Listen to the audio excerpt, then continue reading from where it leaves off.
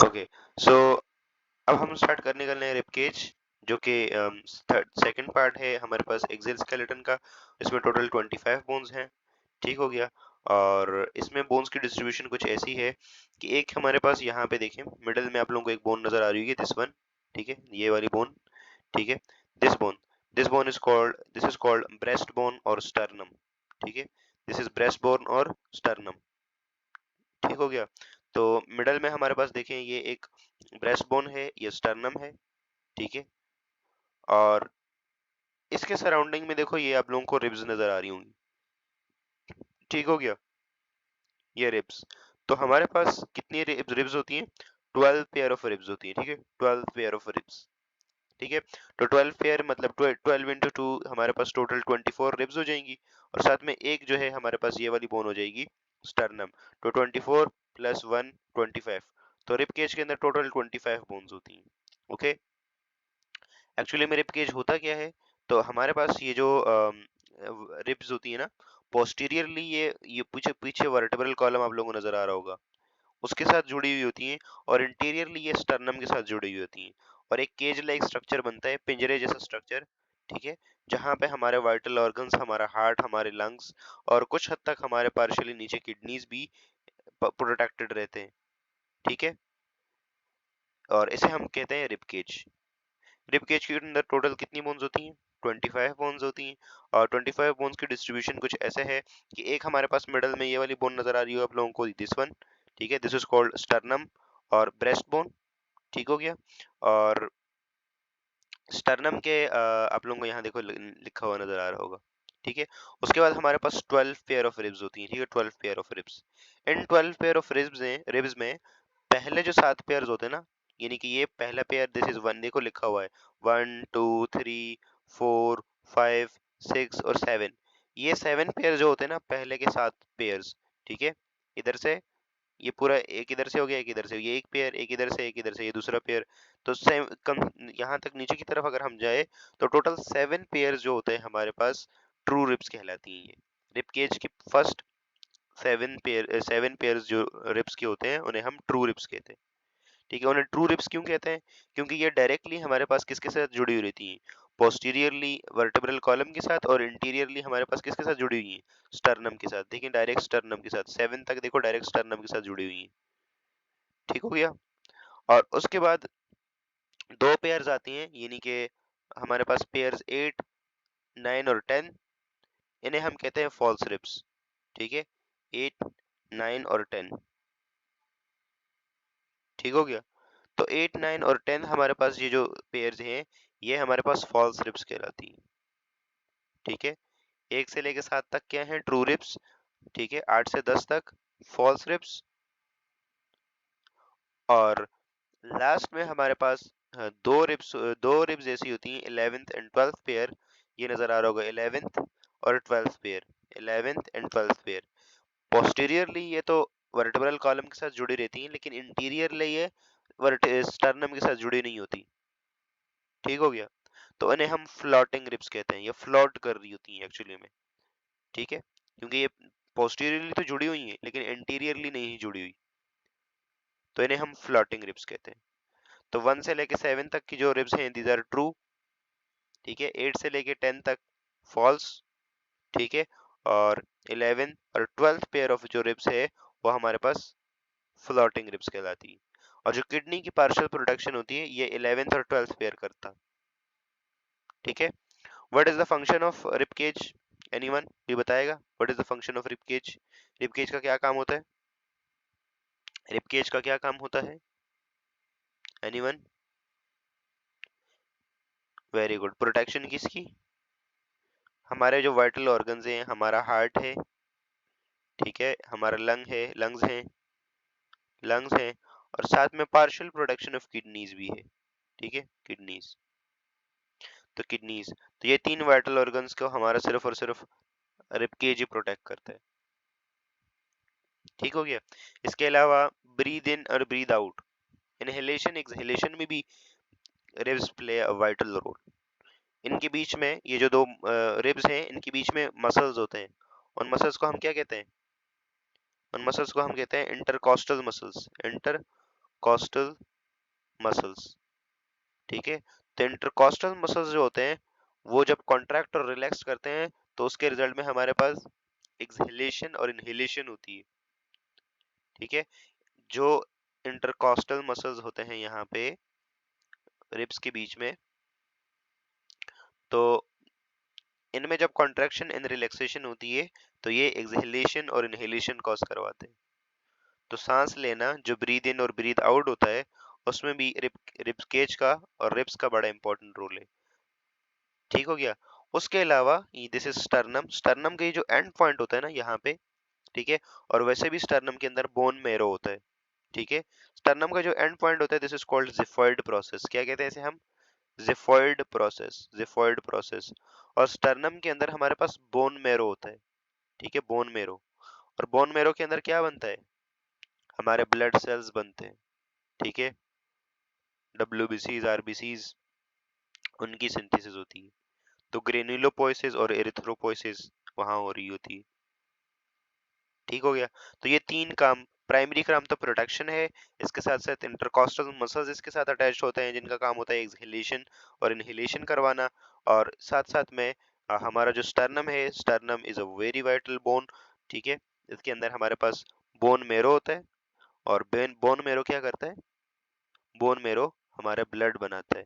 ठीक है, हमारे ब्लड के जो सेल्स होते हैं डब्ल्यूबीसीज, आरबीसीज, उनको बनाता है बोन मेरो, जिसे आप लोग कहते हैं गूदा। ठीक है, नल्ली नहीं कहते, नल्ली, नल्ली वाली बिरयानी, ये फलाना ये, तो जो नल्ली होती है ना, इट इज बोन मेरो। और बोन मेरो जो होता है वो हमारे ब्लड जो होते हैं, ब्लड सेल्स होते हैं, उनको बनाता है। ठीक है, अब पेपर में ये नहीं लिखना nalli biryani is called bone marrow, पेपर में अपने हिसाब से लिखना बोन मेरो। क्लियर है यहाँ तक सब लोगों को? Okay, am I audible to you guys? आवाज आ रही है मेरी? तो यहाँ तक हमारे पास होता है रिब केज। लैगिंग हो रही है?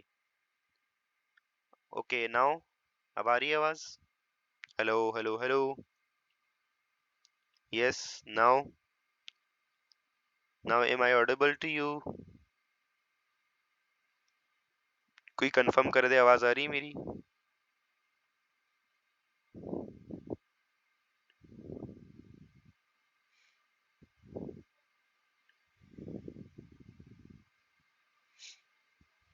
ओके, सो इसके बाद हमारे पास है थर्ड पार्ट हमारे एक्सियल स्केलेटन का। इसे हम कहते हैं क्या? वीसी। ये वीसी यूनिवर्सिटी का वीसी नहीं है। ठीक है, ये यूनिवर्सिटी का वीसी नहीं है। This VC is vertebral column. Okay, तो ये हमारे पास क्या होता है? Vertebral column. So vertebral column की बात करते हैं। So vertebral column is the fourth part of axial skeleton. और इसके अंदर अगर हम बात करें तो इसके अंदर टोटल 26 बोन्स होती हैं। Okay, how many bones are there in vertebral column? 26 bones. और वर्टेब्रल कॉलम 26 छोटी छोटी बोन से मिलके बनता है जिन्हें हम वर्टिब्रीज कहते हैं। Vertebrae, vertebrae. ठीक हो गया। और इन वर्टिब्रीज को भी ना हम रीजन के हिसाब से अलग अलग नाम देते हैं। ठीक है, हमारे पास जो 7 जो छोटी छोटी बोन्स हैं जो नेक रीजन के अंदर है।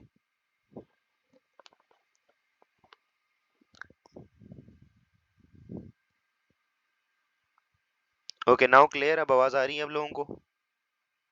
अब भी लैगिंग हो रही है? Hello hello hello. Now audible to you guys? पता नहीं क्या हो गया आज नेट को। Now clear? ओके चलें, that's good. Okay, so now we are talking about vertebral column. और अगर वर्टिब्रल कॉलम की हम बात करें तो वर्टिब्रल कॉलम हमारे पास, लाइबा अपना नेट सही कर लो। बाकी लोगों को क्लियर आ रही है आवाज? बाकी लोगों को आवाज क्लियर आ रही है?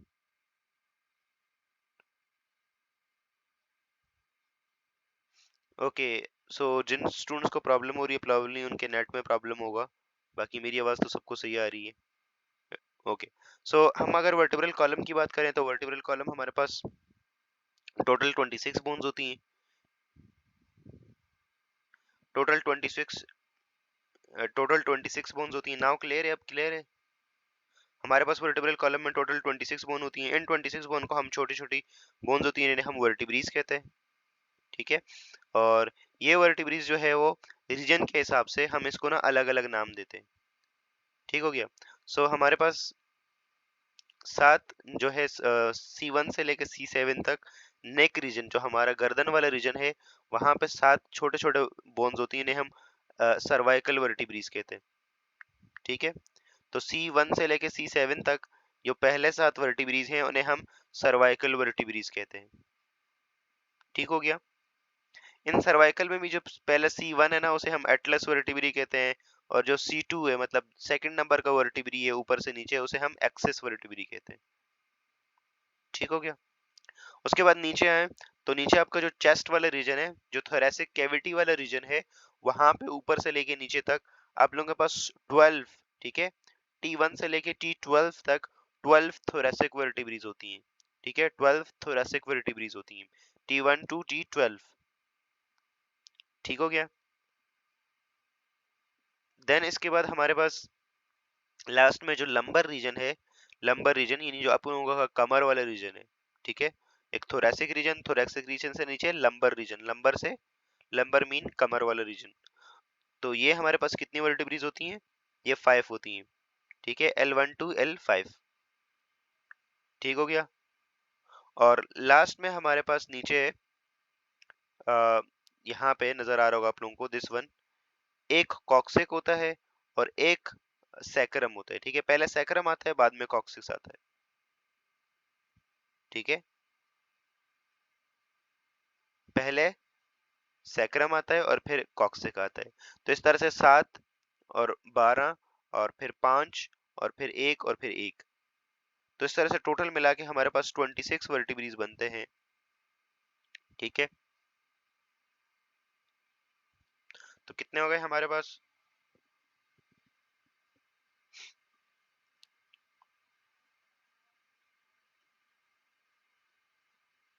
Okay, very good.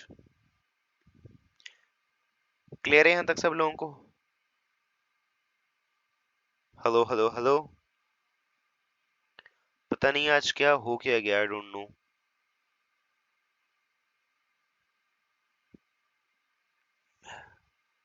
ठीक है, तो 7, 12, देन 5, देन 1, देन 1। ठीक हो गया। 7 सर्वाइकल, 12 थोरेसिक, 5 लंबर, 1 सैक्रम और 1 कॉक्सिक्स।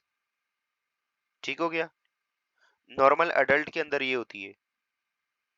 ठीक है, नॉर्मल जो अडल्ट होते हैं, अडल्ट की बॉडी के अंदर 26 वर्टिब्री होते हैं, लेकिन जो न्यू बॉर्न बेबीज होते हैं, जो इन्फेंट्स होते हैं, उनके अंदर 33 होते हैं। ठीक है, 33 होते हैं। ठीक है, उनमें 33 की कॉम्पोजिशन ऐसे होती है कि हमारे पास देखें, सबसे पहले अ, अगर अडल्ट की हम बात करें, अडल्ट के अंदर अगर वर्टिब्रीज की बात करें, तो हमारे पास सर्वाइकल कितने हैं? सर्वाइकल 7 है। थोरेसिक कितने हैं? 12 हैं।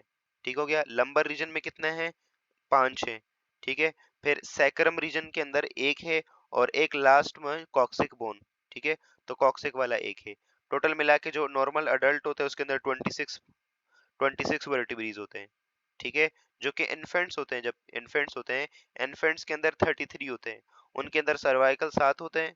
ठीक है, थोरेसिक 12 होते हैं। ठीक है, लंबर जो है वो 5 ही होते हैं। जो हमारे पास सैक्रम होते हैं, सैक्रम 5 होते हैं। ठीक है, और जो कॉक्सिक्स होता है ना, वो 4 होते हैं। ठीक है, तो ये 5 फ्यूज होके सब, ये 5 वर्टिब्रीज फ्यूज होके बाद में एक बना लेते हैं। ये 4 बाद में फ्यूज होके एक बना लेते हैं। तो इस तरह से जब फ्यूज होने के बाद नंबर रिड्यूस 26 तक हो जाता है, वैसे इनका नंबर 33 होता है। न्यू बॉर्न बेबीज जो होते हैं उनमें 33 वर्टिब्रीज होते हैं। ठीक हो गया। क्लियर है यहाँ तक सब लोगों को? Any confusion? ठीक है, जो इन्फेंट्स होते हैं, न्यू बॉर्न बेबीज, उनके अंदर 33 नंबर होता है ये, और जो अडल्ट होते हैं उनके अंदर 26 होते हैं। 26 क्यों रह जाता है? तो जो इन्फेंट्स के अंदर सैकरम 5 होते हैं ना, वो फ्यूज होके एक बना लेते हैं। ठीक है, कॉक्सिक के अंदर भी जो 4 होते हैं वो फ्यूज होके एक बना लेते हैं। तो इस तरह से हमारे पास नंबर रिड्यूस होकर 26 बच जाता है। वैसे भी जो न्यू बॉर्न बेबी होता है उसकी बॉडी में अराउंड 300 के आसपास बोन्स होती हैं। वो बोन्स आपस में फ्यूज होके नंबर बाद में रिड्यूस होके 206 बन जाता है। ठीक है, और इसका आंसर ये है, ये बोन पहले ज्यादा क्यों होती हैं, बाद में कम क्यों हो जाती हैं? तो पहले बोन ज्यादा इसलिए होती हैं, वो आपस में जुड़ी हुई नहीं होती। जब सही से जुड़ी हुई नहीं होती ना तो चाइल्ड बर्थ इजीली हो पाती है। ठीक है, अदरवाइज अगर प्रॉपर कंप्लीटली बोन फॉर्म हो जाए ना, और पूरी तरह से हमारा स्कल भी डेवलप हो जाए, पूरी बोन्स इसी तरह से डेवलप हो जाए, फ्लेक्सिबिलिटी ना हो, तो फिर चाइल्ड बर्थ बहुत डिफिकल्ट टास्क हो जाएगा। ओके, सो यहाँ तक क्लियर है सब लोगों को? यहाँ तक clear? Any confusion up to this? Clear है? ओके, सो हमने यहाँ पे बात कर ली। Okay, now one thing more, what is the function of vertebral column? Vertebral column के अंदर ये जो 26 वर्टिब्रीज हैं, ये क्या काम करते हैं? सबसे पहले तो वीसी का क्या काम है? Remember, this is not a university VC, it is vertebral column. ठीक है, तो इस वीसी का क्या काम है? साइन करना, किसी डॉक्यूमेंट पे साइन करना। Support, very good. Okay, strength and stand, very good. और what else? What else? Okay, VC की अगर हम बात करें तो सबसे पहले आप जो एरेक्ट खड़े होते हैं ना, बिल्कुल सीधे, तो अपने वीसी की तरह, वीसी की वजह से खड़े होते हैं आप। ठीक है, वरना कितने लिविंग ऑर्गेनिज्म ऐसे हैं जो रींग के चलते हैं, वो खड़े नहीं हो सकते।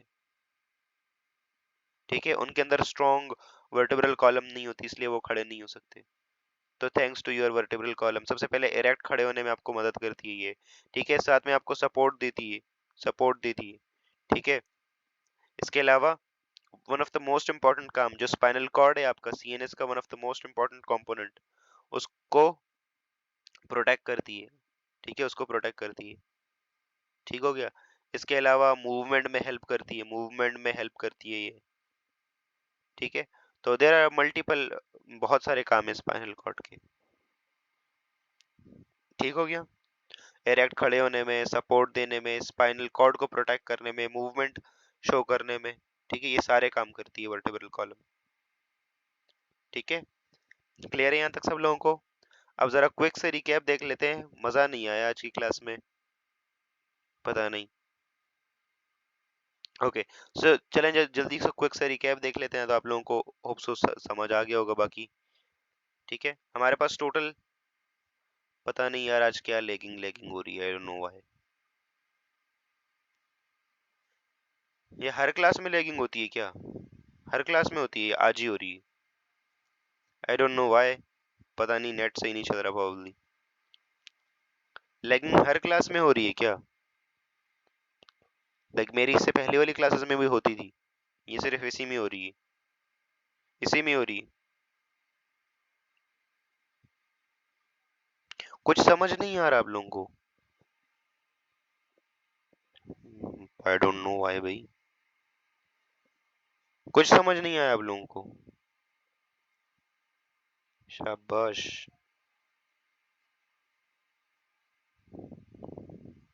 चले फिर, अब कल ही मिलते हैं, कल बाकी की चीजें डिस्कस कर लेंगे।